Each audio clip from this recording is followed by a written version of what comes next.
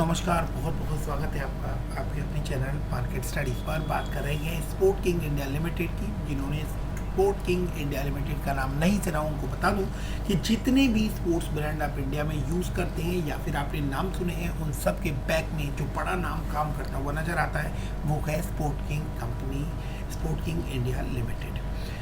Decathlon हो, Reebok हो, Nike, Puma या कोई भी और ब्रांड जो आपने यूज़ किया है स्पोर्ट्स वेयर के मतलब से, स्पोर्ट्स आर्टिकल के मतलब से, उन सब के बैक में मैन्युफैक्चरिंग करती हुई नजर आती है स्पोर्ट किंग इंडिया लिमिटेड।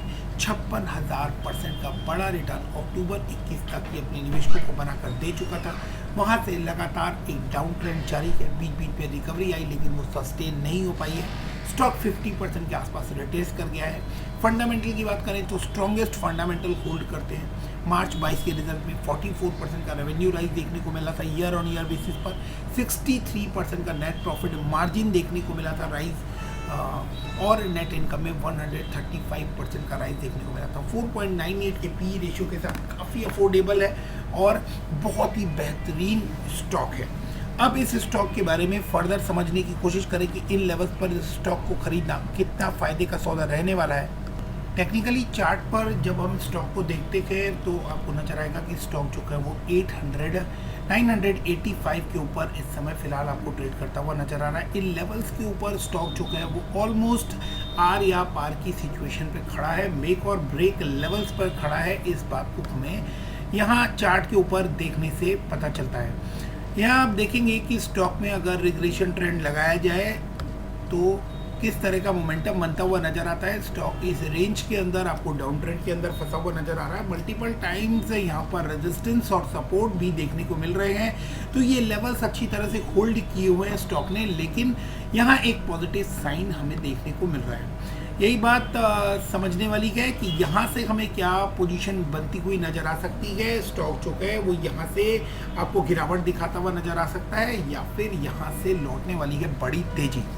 तो अगर इन लेवल्स को आप ध्यान से देखेंगे तो यहाँ पर आपको स्टॉक जो है वो कंसोलिडेट करता हुआ नज़र आ रहा है, और ये कंसोलिडेशन जो है ये इंडिकेशन है कि यहाँ अब आपको स्टॉक में एक बड़ी तेजी देखने को मिलने वाली है। जब भी स्टॉक आपको कंसोलिडेट करता हुआ नजर आए कोई मल्टी बैगर स्टॉक, तो ज़्यादातर chances, most of the chances आपको यही बनती हुई नजर आती है कि उसके बाद स्टॉक में आपको बड़ी तेजी देखने को मिलने वाली है। यहाँ इन लेवल्स के ऊपर स्टॉक जो है वो रिस्क फ्री होने के साथ साथ आपको बेस्ट सपोर्ट लाइन के ऊपर भी खड़ा हुआ नज़र आता है। यहाँ आप देख सकते हैं स्टॉक ने ऑलरेडी जो लेवल्स पकड़े हैं, उन लेवल्स के बाद स्टॉक जो है वो काफ़ी हद तक आपको एक सपोर्ट लेवल के ऊपर ही सपोर्ट लेता हुआ दिखाई दे रहा है। यहाँ देख सकते हैं ऑलरेडी स्टॉक ने सपोर्ट लिया है और इन लेवल्स के ऊपर स्टॉक जो है वो मल्टीपल टाइम अब आपको सपोर्ट लेता हुआ दिखाई दे रहा है। इन लेवल से रिकवरी आने का मतलब है स्टॉक जो है वो वापस आपको 2000 प्लस के रेंज में जाता हुआ दिखाई दे सकता है। लेकिन अगर स्टॉक यहाँ से वीक पड़ता है या फिर इसको ब्रेक डाउन दे देता है तो फिर आपको जो रेंज देखने को मिलने वाली है वो क्या हो सकती है, इसको समझना जरूरी है। यहाँ पर अगर स्टॉक के अंदर ब्रेकआउट आता है तो फर्दर ये आपको 100 रुपीज़ से ज़्यादा रिट्रेस होता हुआ स्टॉक नज़र आ सकता है। ऑलमोस्ट अगर आप कहें तो 800 के लेवल्स पर भी आपको ये स्टॉक आता हुआ नज़र आएगा अगर यहाँ ये लेवल्स ब्रेक होते हैं तो। कंसोलिडेशन के बाद भी अगर ब्रेकडाउन आता है तो फिर वो ब्रेकडाउन भी उतना ही बड़ा और उतना ही डीप हो सकता है कि स्टॉक में आप काफ़ी लंबे समय तक फंसे रह सकते हैं। तो इन लेवल्स के ऊपर अपने रिस्क एपिटाइट के अकॉर्डिंग आप चाहें तो एक स्टॉप लॉस मेंटेन कर सकते हैं। फिलहाल इस कंसोलिडेशन के बीच में RSI जो है वो 40 के लेवल्स पर है और काफ़ी अट्रैक्टिव नज़र आ रहा है। अगर स्टॉक जो है वो आपको इन लेवल्स के ऊपर बाई करने को मिल रहा है तो बहुत ही बेहतरीन प्राइसिंग है।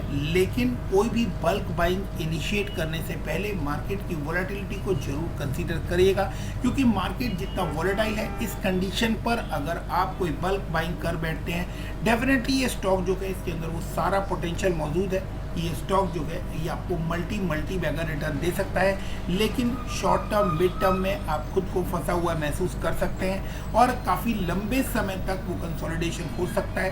से 1 से 2 क्वार्टर भी आपको देखने को मिल सकता है कि स्टॉक कंसोलिडेट कर रहा है, लेकिन जब भी रिकवरी आएगी तो ये स्टॉक आपको उतनी ही तेज़ी से बढ़ता हुआ भी नज़र आ सकता है।